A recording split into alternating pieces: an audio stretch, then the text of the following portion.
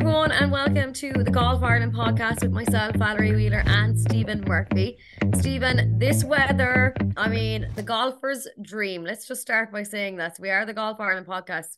It is amazing. It is. I said it's on. I checked the weather forecast, and I told my wife, Molly, I was like, "Look, you're not going to see me a lot this week. There's going to be most of the evenings I'm going to be on a golf course, playing golf, and it is. Yeah, it's been absolutely amazing. It's been warm, sunny, not really windy at all either, which is rare in Galway. So yeah, try to take advantage of it, and hopefully this weekend as well it stays good, and I'll get some more golfing. But yeah, it's amazing.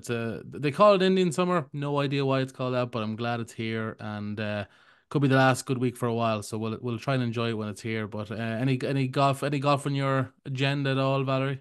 I haven't. I'm actually currently marinating in town here as I have a wedding tomorrow in your neck of the woods in Cavan. So I'm heading up Up to Cavan, Cavan. up Cavan. Cav, Cavan. Very So good, I'm yeah. looking forward to it. I don't think I've ever been to Cavan, Stephen. You're really missing out, Valerie. You are I missing out. We mean, have a lot like, of lakes. We've 365 lakes, a day for every day of the year, apparently. I don't know well, what actually. is there anything around the area I'm going that I should venture to? You're going to Crover House, so no Right. no free ads obviously here, but Crover House is where my brother got married actually, so I'm very familiar with it. It's a lovely venue right on Loch Sheelan as well, which is I think our biggest lake. Could be wrong. Anyone from Cavan listening, correct me, but lovely setting. But no, you're quite far away from Cavan Town anyway. You're a good, I'd say, 40 minutes from Cavan Town maybe. So lovely rural part of Cavan, though. I suppose all of Cavan is rural, I suppose. But lovely, lots of nice kind of landscape around you there, and a lovely venue. So you should have a nice nine-hole golf course there too, Valerie, if you want to bring the clubs. Yeah, I was told that golf Saturday morning was a possibility. So I don't know if this possibility is me included in it though. So I think I could be left behind. Only The 9 holes, though. Only nine Yeah, holes. oh, that's what I've been told 1,500 times. It's only 9 holes. I'll be back in 2 hours. It's only 9 holes. I But know it was no, brilliant. let him live his dream while I Yeah. enjoy myself in Crover House on a So Saturday you can have a glass of prosecco, kick back, enjoy. Correct, yeah. Could be This is worse. like, I haven't had a proper weekend off now in a while. Like, so this is after my Paralympics. This is I'm done now for a couple of weeks. So I really will enjoy myself. Absolutely. Speaking of enjoying ourselves, I was up at Royal County Down last weekend. I went up this Saturday with my brother-in-law. We got tickets for the Saturday, and it was incredible. Great day it was had. We went up, left Cavan around 7 a.m. We're up there for just after 9. Newcastle's a lovely town, really nice. I've never been before. Very, very, nice and clean and very modern looking. Place was buzzing. I know a lot of that down to the golf as well, but like a lot of stores open, a lot of shops open. So and then the golf course obviously is just incredible. It looked, even walking along, it's one of those places, and it's always kind of links course when you're walking along, you're like, oh, I'd love to have my wedge here and just start chipping around the place. But we got to see Rory in action. We got to see Shane Lowry, obviously. Got to see plenty of other golfers too. Myself and my brother-in-law are I would say golf sickos, so we don't mind watching anyone once they're playing top quality golf, I suppose. But crowds were fantastic for Rory. Obviously, not the result we wanted in the end, but great atmosphere again, showing the level of golf love in this country. And you see the crowds there on Sunday cheering them down the stretch, and just not to be in the end. But yeah, a golf course that I suppose is on everyone's bucket list really to go and play. So hopefully someday I'll go and achieve that. But it won't be the same quality, I don't think, as we saw at the weekend. That's for sure. Yeah, look, I said we were back and forth the channels of course, watching Rory and then the Solheim Cup as well over the weekend. And such a pity Leona didn't get a chance to really shine either on the weekend. But anyway, we won't get into that now because we won't stop. But yeah, I did feel sorry for Roy. But I must say, I met those Highgard twins, remember in Troon a couple of weeks ago, and I was chatting all things golf. So I'm just saying maybe my chat with him, was the reason He that he did got the job. mention in his post, the conference, he did say, shout out to Valerie Wheeler. She gave me all the belief I needed a couple of weeks Yeah. ago. Well, yeah, they are. They're so I know they are identical twins, but they are so identical. It is crazy when you see them. Crazy, Yeah, I crazy. know. Sure. On the night, I actually said to him when I met them, I was like, look, I cannot, I don't know which one of you is which, and I'm terribly sorry, but I'd like a picture with the two of you. Yeah, Not well, I think his the way. DP World Tour put up a video the next day, or when they arrived at Wentworth, and I think it was Billy Horsch was saying he mixed them up, and he's seen Yeah. them several times. So don't worry, it happens even people who know them regularly. Yeah. But I think that was Rasmus's fifth win on tour, and he's only, still very. inexperienced and young. So incredible final round by him. 6 under on that golf course is not easy by any means. I think it could be the course record. I'm not sure. But anyway, look at enough of this week's recap events. We have Lynette Moore on the podcast this week. Lynette Moore is a Golf Like Me advocate. Will explain all of that on the podcast. She goes into great detail of what that is. She's also from Zambia, so an incredible life journey of how she ended up being the lady captain at Hermitage Golf Club. But a really enjoyable conversation with Lynette, and we will throw to that now. Joining us on the Golf Ireland podcast this week is Lynette Moore. Lynette, first of all, it's so great that you joined us this week. How are you keeping? Very well. Thank you very much for asking me to come on. It's great to be involved with the Golf Like Me campaign, and I'm delighted to be asked to talk to you and to meet you. Good. Well, Lynette, first of all, before we get into golf and I suppose life here in Ireland, we're very interested to find out about what life was like in Zambia for you. So you're originally from Zambia? Yeah, born and bred. Did all my education in Zambia. And I worked for Deloitte Haskins and Sells, well now Deloitte and Touche. And I met my Irish husband in Lusaka, Zambia in 1982. And I still haven't exchanged him for a newer model. So that's saying a lot. And we came to live in Ireland in 1992. So we've been here, do the sums? 31 years, because I was born 93. So I know off the top of my head, 31, 32 years roughly. 31, 32 years of being here. So, I'm an honorary Irish person. Absolutely. Sure. And what can I ask? What was your preconceived ideas of Ireland? Was it when he asked you to move back with him? Was it an easy decision to make? Well, when we got married in 1986, and what we did before we came to live here was we took our yearly holidays here because Michael's family was here, and the children were all born in Zambia. So we brought them for his family, for his mom and his dad. And when we would come on holidays, we did Irish holidays. We would travel down to Killarney, down to Kinsale, and up to Donegal. We did all the Irish tourist spots. But when we came with actually living here was a different story. We started to go to Spain. So because the distance is great between here and Zambia, but Michael's family were very welcoming as everybody else was. And I suppose settling into Irish society was made easier for me because I had young children. So, through the school, at the school gate, we met lots of other parents in the same situation, living in the same neighborhood. And then the children had play dates, as they call them now. And, they came to our house, we went to their house, and, we kind of settled into life here through that. But what I find is that since my children are now grown up and I have grandchildren, I needed an outlet that would engage my time, and golf is what filled that space for me. So when did you first take up golf? So I first took up golf in 2004. Okay. So again, Stephen, do the sums because I don't do sums. So how long am I golfing? 20 years now, 2024. So yeah, 20 years. Yeah, 2004, 20 years. Off tonight now. And I took it up as a total novice. Now, my husband, Michael, and my older son, Ashley, are golfers. Ashley was a golfer from before we left Zambia. He won national competitions, a real natural at it. But the two younger children aren't golfers as such, and golf takes up a lot of time. You have to commit. Now that, we're having 9-hole competitions, but it wasn't always like that. You had to commit to 4 hours, and 4 hours out of a mother's life is a long time to give to golf. So I waited until our youngest Noelle I think she was doing 5th year secondary or going into a leaving cert, and she was staying behind to do extra lessons, and she had a part-time job on a Saturday in the city. So all of a sudden, the two boys were gone, and Noelle was making her way in life. And Michael was rushing his golf on a Saturday because I was getting really angsty being left at home on my own all weekend long.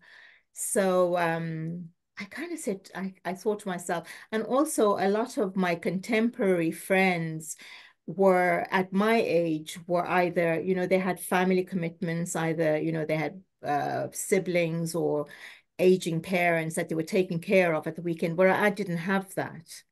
So it really created a big void. And I I said to my husband, I said, I think I'll join a golf society, because back in 2004, that was mad money time. That was the Celtic Tiger years, and golf was like mad expensive. So I said, well, I'm not going to pay big money just in case I don't like it. Mm. And he said, no, if you do that, then we won't see each other, because you'll go off and play golf somewhere else, and I'll be playing golf in another club, and, we'll be passing ships in the night.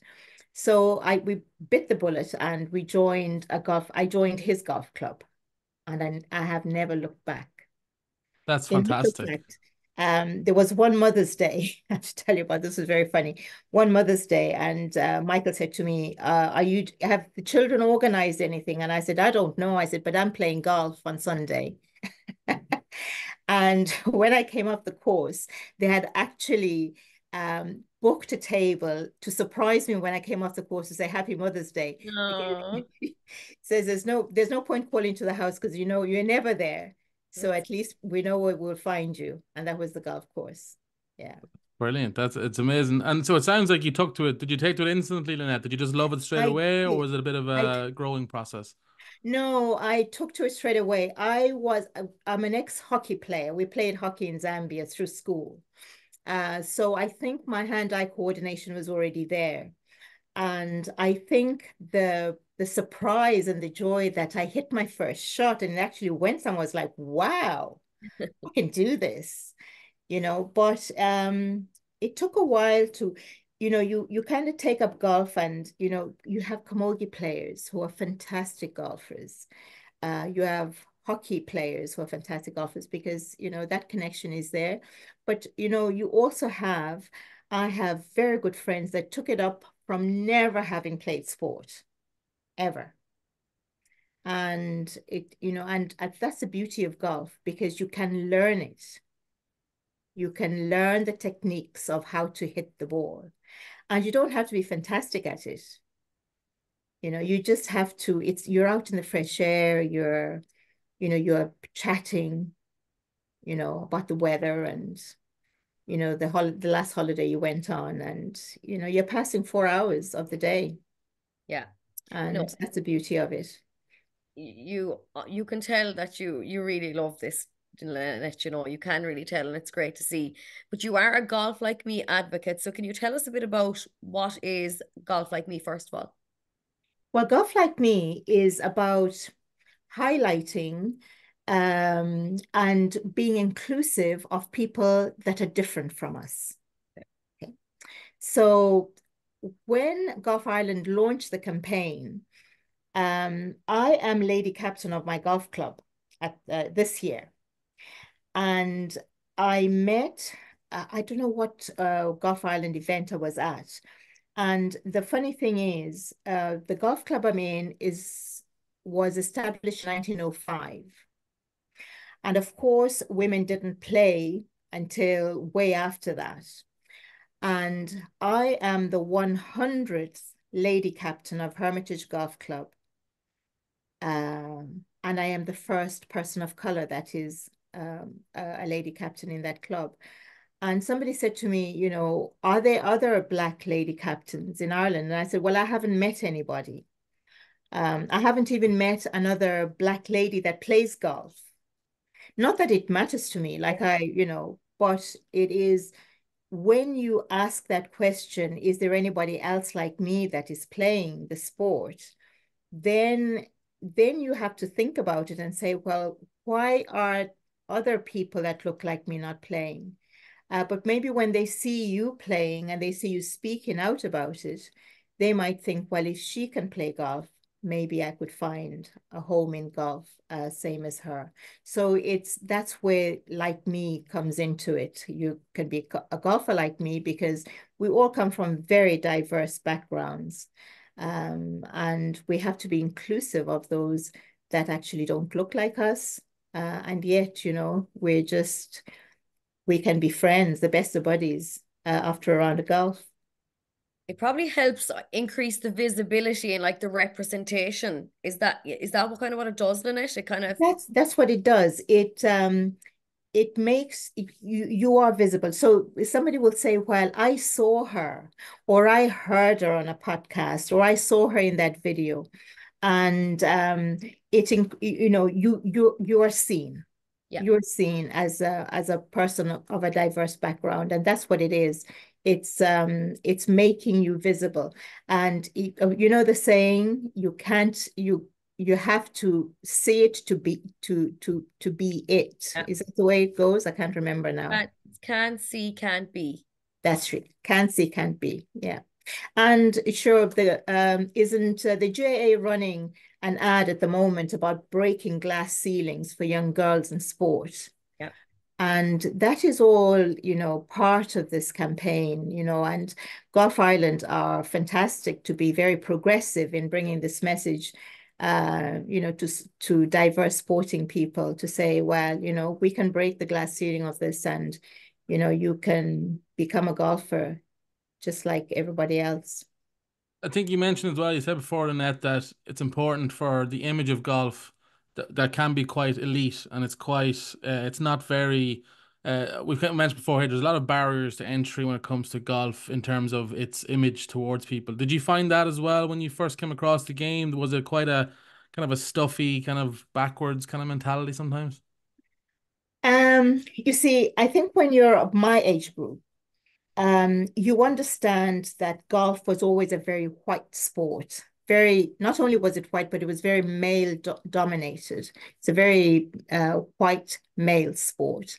So, and Irish clubs have been fighting for equality for a long time. So I didn't have to break those barriers. I just wanted to play golf. And I suppose what eased me into it is the fact that my husband also played golf. Okay, so there's a certain amount of acceptance there. Oh, her husband is Irish and she wants to play golf. But that's not to take away from the fact that it can be very difficult for those that don't have friends in golf clubs. What kind of challenges are they facing to be accepted in those environments?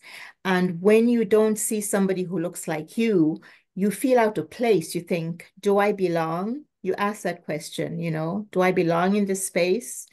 Or do I not? But when it's like the Irish soccer team. Look at the Irish soccer team. The diversity is really increasing in that. And I think that golf will possibly get, to that space. But it is harder because golf is historically a very white sport. Look at Tiger Woods.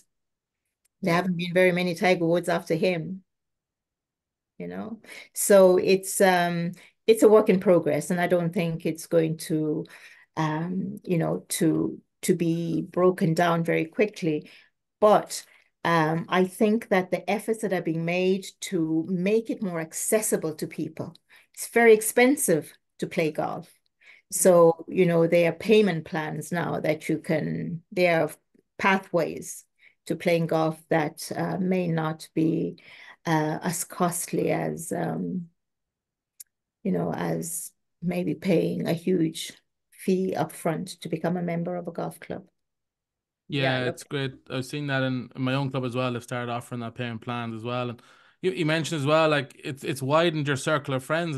Was it when you moved to Ireland first and started playing golf? Was it a great kind of vehicle to meet new people and getting new friends?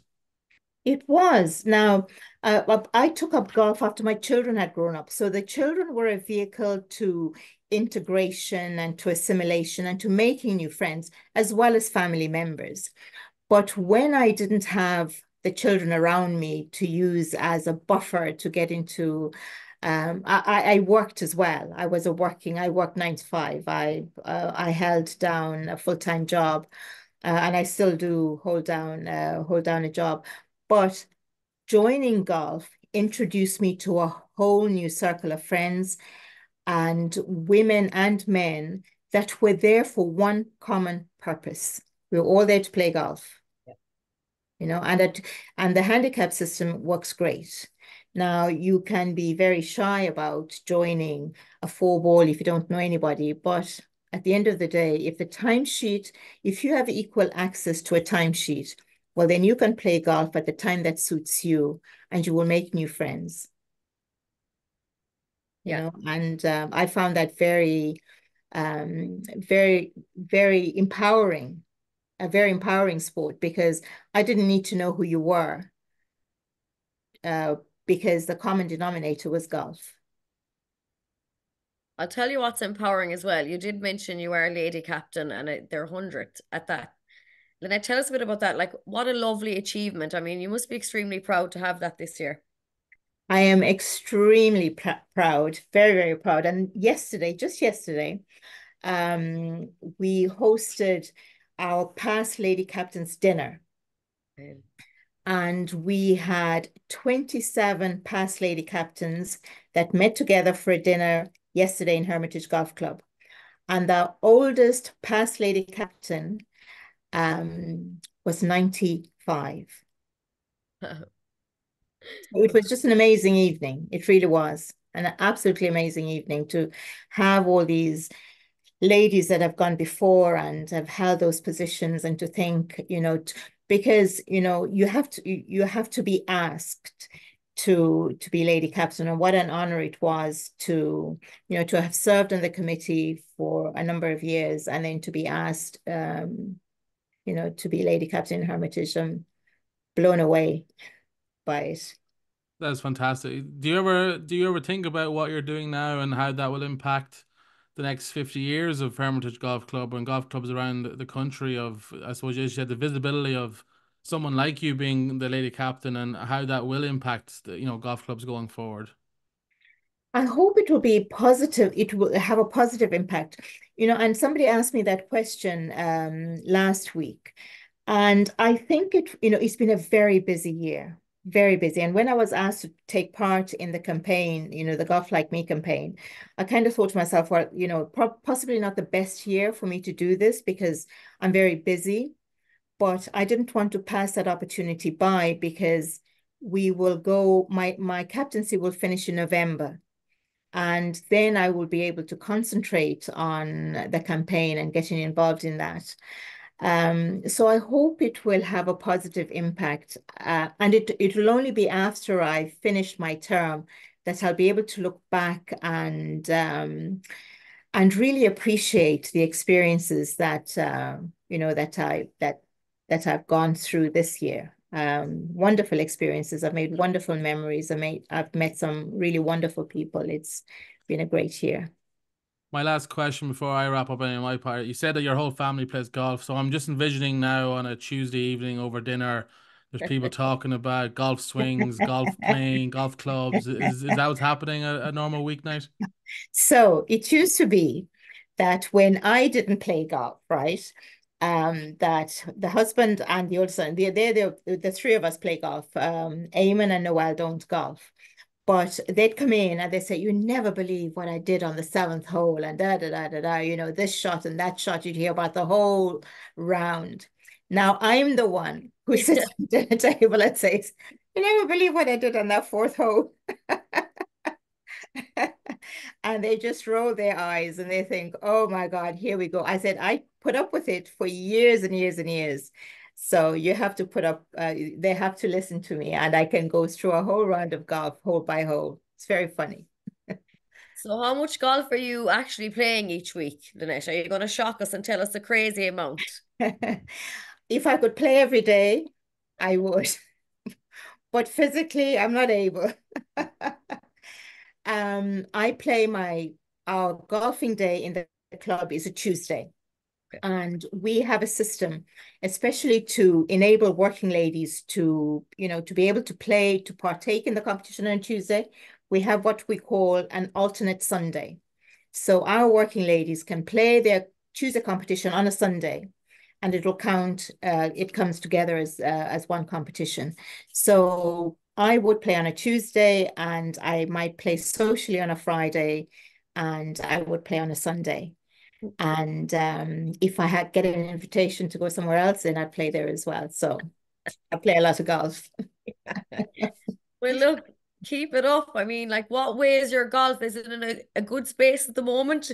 Is there days where you have a bad day in the course? I feel like you have a good day every day, Lynette, to be honest. Well, I didn't have such a good day yesterday, but no, my handicap has actually dropped this season, which is incredible. I didn't expect it to.